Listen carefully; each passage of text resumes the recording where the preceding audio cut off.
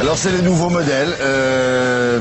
Alors il y a des nouvelles normes qui ont été mises en place de façon à éviter les petits soucis précédents.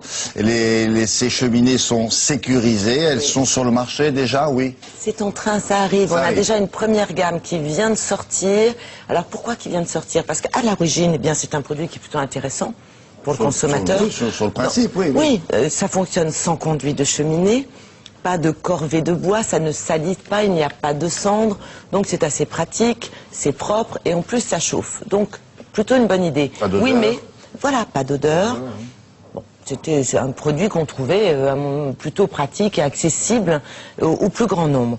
Seulement, ce sont des produits qui ont été beaucoup controversés parce qu'on leur reprochait une trop grande accessibilité au réservoir, des risques de brûlure, des émanations de CO2, bref, tout un tas de soucis qui ont fait qu'on en a plutôt, ils ont plutôt, comment dirais-je, obtenu une mauvaise presse. Ça s'arrange dans la mesure où il y a quelques semaines, une norme a été mise en place et maintenant les fabricants sont en train de se mettre en conformité. Alors se mettre en conformité, ça veut dire quoi? Passer des tests, passer des essais, notamment au laboratoire national d'essais. Et ce sont des tests qui sont assez longs, qui prennent du temps. C'est un peu la séance de torture pour ces produits. Et on a une toute première gamme, ça y est, qui vient d'être mise en conformité et qui est vendue en grande distribution. Intéressant à l'époque, me semble-t-il aussi, c'est que les tarifs étaient assez étudiés. Alors les tarifs étaient assez étudiés, c'est-à-dire qu'on avait une gamme qui était assez large. Ça partait du petit produit qu'on pouvait poser sur une table, pas cher du tout, on trouvait dans les 200 € une petite cheminée, à quelque chose qui s'accrochait au mur ou de beaucoup plus volumineux, assez design d'ailleurs, et qui, bon, évidemment, assez facile à installer. C'était ça aussi qui était intéressant. C'était ça qui était intéressant. Alors voici ce qui se passe aujourd'hui, l'actualité, ces tests. Nous avons filmé les tests au laboratoire national d'essai et puis nous avons rencontré le fabricant de cette première gamme de produits mise en conformité par rapport à cette norme.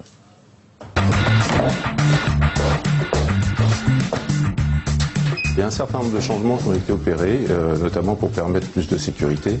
On a introduit des contrôles qu'il n'y avait pas avant, c'est-à-dire qu'on contrôle les températures, on contrôle le flux d'éthanol vers le brûleur et on contrôle les niveaux de monoxyde de carbone puisque toute combustion génère des résidus de combustion. Donc maintenant, cette cheminée est entièrement sécurisée par un dispositif électronique qui permet de contrôler tout ça.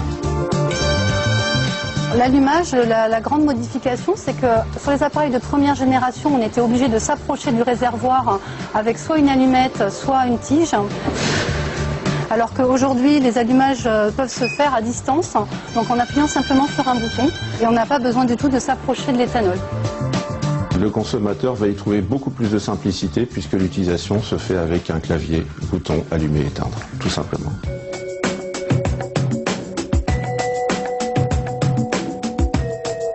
Le deuxième test consiste à mesurer la température des murs qui pourraient être endommagés par la montée en température de la cheminée. Donc la limite est de 80 degrés.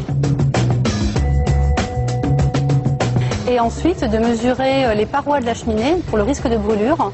Et la limite dans cette mesure est de 65 degrés. La troisième mesure nous permet de nous assurer que le système de détection du dioxyde de carbone réagit bien à 1%. Donc ce seuil a été décrété puisque au-delà, on a des risques de production de monoxyde de carbone, qui est un gaz qui est inodore, incolore et surtout meurtrier. Et les prix? Alors, en fonction des accessoires qu'on voudra y rajouter, c'est des prix grande distribution.